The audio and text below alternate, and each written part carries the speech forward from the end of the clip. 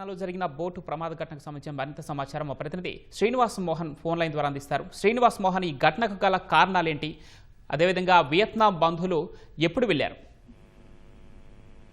ఇక్కడ ఒక మొబైల్ కంపెనీకి సంబంధించి ఏవైతే లక్ష్యాలను పూర్తి చేశారో ఆయా కంపెనీలకు సంబంధించినటువంటి డీలర్లను భారతదేశంలో ఉన్నటువంటి ఆ కంపెనీకి సంబంధించి లక్ష్యాలను ఘనంగా పూర్తి చేసినటువంటి డీలర్లను వియత్నాం పర్యటనకు తీసుకెళ్లడం జరిగింది.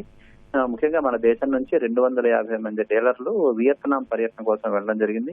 కొంతమంది కుటుంబ సభ్యులతో సమేతంగా వెళ్ళడం జరిగింది. ముఖ్యంగా ఈ వెళ్లిన వాళ్ళు ఆంధ్రప్రదేశ్ నుంచి 35 మంది డీలర్లు, తెలంగాణ నుంచి 40 మంది డీలర్లు కూడా వెళ్ళినట్లుగా తెలుస్తోంది. మొత్తం ఈ రోజు ఈ పర్యాటకులతో ఏవైతే వెళ్లారో వీళ్ళందరికీ సంబంధించి టూరిస్టులు అక్కడ ఏర్పాటు చేయడం జరిగింది. ఆ ప్రాంతాలన్నింటినీ తిరిగిన తర్వాత వియత్నాంలోని హూక్ వాక్ అనేటువంటి ఒక ప్రాంతంలో ఓషన్ పియర్ ఐలాండ్ కంపెనీకి చెందినటువంటి ఒక స్పీడ్ బోటు అక్కడి కాలమానం ప్రకారం, అంటే భారత కాలమానం ప్రకారం మధ్యాహ్నం 1 గంట సమయం తరువాత సముద్రంలో బోల్తా పడింది. హాన్బే రట్ నుంచి ఆన్ తోయ్ పోర్టు వైపు పర్యాటకులను తీసుకెళ్తుండగా తీరానికి సుమారు 400 మీటర్ల దూరంలో ఈ ప్రమాదం జరిగినట్లుగా స్థానికంగా అక్కడ ఉన్నటువంటి వారి నుంచి వచ్చినటువంటి సమాచారం.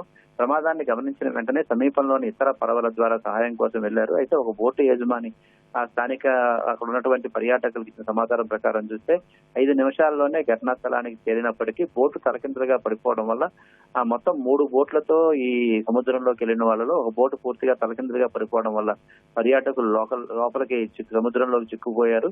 దీనివల్ల రక్షణ చర్యలు కష్టంగా మారాయని చెప్పి అక్కడ ఉన్న పరిస్థితుల సమాచారం.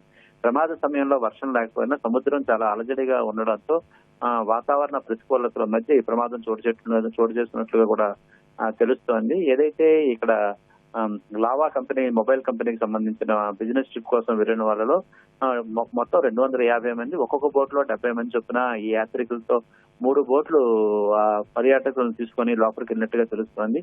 అయితే ఈ ప్రమాదం జరిగిన సమయంలో బోటు తలకిందులైనటువంటి ఘటనలో చాలా మంది లోపల ఇరుక్కుపోయి బయటకు రాలేని పరిస్థితుల్లో వాళ్ళకి సహాయ చర్యలు అందే క్రమంలో చాలా ప్రమాదంలో కొంత విషాదం కూడా చోటు చేసుకుంటున్నా తెలుస్తోంది. ప్రాథమికంగా ఉన్న సమాచారం ప్రకారం అయితే ఇతర సంస్థల నుంచి అందుతున్నటువంటి సమాచారం చూస్తే ఇక్కడ కృష్ణా జిల్లాకు సంబంధించి ఒక డీలరు ఈ ప్రమాదంలో చనిపోయినట్టుగా కూడా తెలుస్తోంది. అయితే దీనికి సంబంధించి ఇంకా నిర్ధారణ కావాల్సి ఉంది. వియత్నాంలో విహారయాత్రకు కృష్ణా జిల్లా నుంచి ఒక ప్రముఖ కంపెనీకి సంబంధించినటువంటి వ్యాపారి తన భార్యతో సహా అక్కడికి వెళ్ళడం జరిగింది. వ్యాపారాలను ప్రోత్సహించే కార్యక్రమంలో ఏర్పాటు చేసిన విదేశీ పర్యటనకు ఎక్కడి నుంచి వెళ్ళడం కూడా జరిగినట్లుగా తెలుస్తోంది. అలాగే కడప జిల్లాకు చెందినటువంటి ఒక వ్యాపారి కూడా ఈ ప్రమాదంలో చిక్కున్నట్టుగా తెలుస్తోంది. రాష్ట్రానికి చెందిన మరో వ్యక్తి కూడా ఈ ప్రమాదంలో ఉన్నారు అని చెప్పి సమాచారం అందుతోంది. అయితే ప్రమాదంలో ఈ కడప జిల్లాకు చెందిన వ్యక్తితో పాటు మచిలీపట్నం చెందినటువంటి 2 డీలర్లు కూడా ఉన్నట్లుగా తెలుస్తోంది. అయితే బోటు ప్రమాద సమయంలో సుమారు 10 నుంచి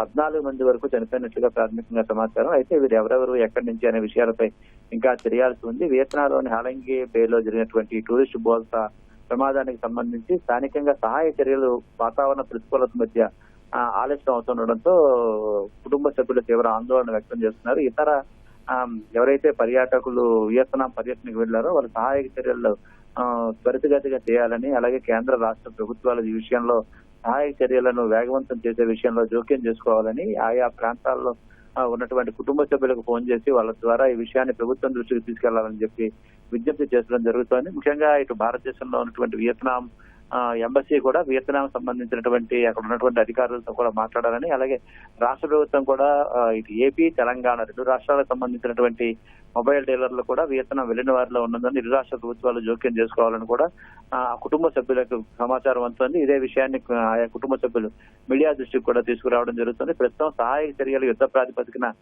చేపట్టాలని చెప్పి ఏపీ టూరిస్టులు మాత్రం విజ్ఞప్తి చేస్తున్న పరిస్థితి అయితే కనిపిస్తుంది. రైట్, ధన్యవాదాలు శ్రీనివాస్ మోహన్.